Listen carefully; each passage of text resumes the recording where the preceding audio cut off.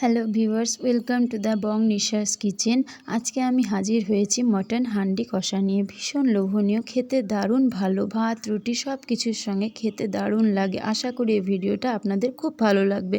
আমার চ্যানেলে যারা সাবস্ক্রাইব করে থাকলেন তা প্লিজ সাবস্ক্রাইব করে দেবেন, আর যারা ফেসবুক থেকে দেখছেন তারা কিন্তু অবশ্যই আমাকে ফলো করে রাখবেন। প্রথমে একটি নিয়ে নিয়েছি মাটির হাঁড়ি। এটি 1 ঘন্টা জলে ভিজিয়ে রেখে আমি কালো মাটি মেখে নিয়ে নিয়েছি, যেহেতু আমি এটা গ্যাসে রান্না করব। এবার চলো শুরু করা যাক।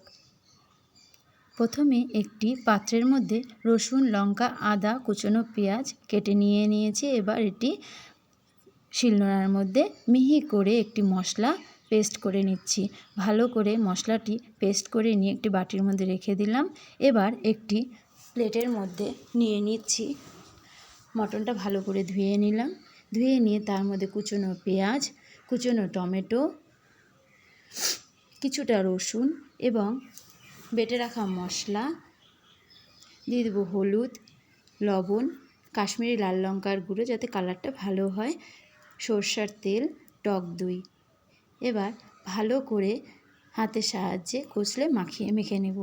ভালো করে মাখা হয়ে গেলে তার মধ্যে আগের থেকে ভেজে রেখেছিলাম আলু মেখে নিয়ে কিছুক্ষণের জন্য রেখে দিচ্ছি। এবার গ্যাসে মাটির হাঁড়িটি বসিয়ে ভালো করে গরম করে তার মধ্যে তেলটা ছড়িয়ে নিয়ে তেল গরম হওয়ার পরে গোটা সাদা জিরা, তেজপাতা, শুকনো লঙ্কা সম্বারে দিয়ে গরম হওয়ার পরে তার মধ্যে আস্তে আস্তে হাতার সাহায্যে ম্যাগনেট করা মাংসটি দিয়ে দিচ্ছি। অল্প অল্প করে যাতে দিচ্ছি, যেহেতু গ্যাসে বানাচ্ছি তার জন্য। এবার ভালো করে মশলাটা দিয়ে দিলাম। এবার ভালো করে নাড়াচাড়া করে নিচ্ছি যাতে করে নিচে লেগে না যায়। এবার কিছুক্ষণের জন্য একটি ঢাকনির সাহায্যে ঢেকে দিলাম। এবার 5 মিনিট পরে ঢাকনিটি উঠিয়ে দেখে নিচ্ছি মাংসটা কষানো হয়েছে কিনা। যেহেতু পুরোটা মাংসটা কষানো হয়নি, আবারও কিছুক্ষণের জন্য এবার ঢাকনা চাপা দিয়ে কিছুক্ষণ রান্না করব।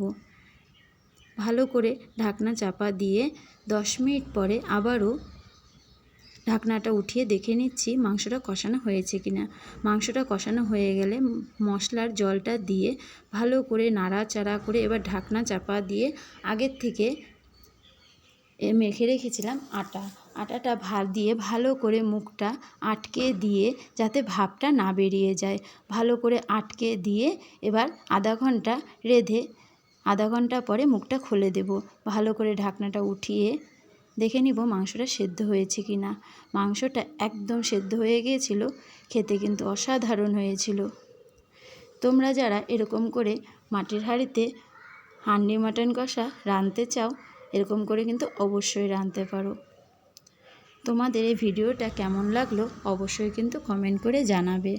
আমার ভিডিও দেখতে তোমাদের যদি ভালো লেগে থাকে তাহলে আমার ইউটিউব চ্যানেলটা প্লিজ সাবস্ক্রাইব করে রেখো, যাতে করে বেল আইকনটা প্রেস করে রাখলে তোমাদের কাছে নোটিফিকেশন পৌঁছে যায়।